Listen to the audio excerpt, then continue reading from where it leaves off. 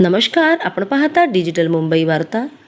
13 November 2025 रोजी विक्रोळी कन्नमवार नगर येथील रत्नबोधी विहारातून Japanese बनावटीची तथागत भगवान गौतम बुद्धांची मूर्ती तसेच विहारातील पाण्याचे नळ अज्ञात व्यक्तींनी चोरून नेली. या घटनेची तक्रार बुद्ध विहारातील सदस्यांमार्फत विक्रोळी पोलीस ठाण्यात करण्यात आली.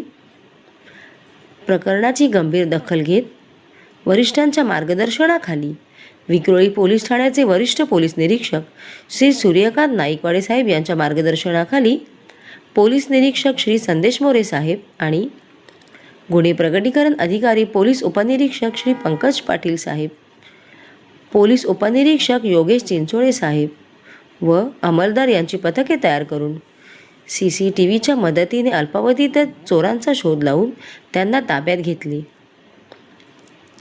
त्यांच्याकडून चोरीस गेलेली मूर्ती सुरक्षित स्थितीत हस्तगत करण्यात आली.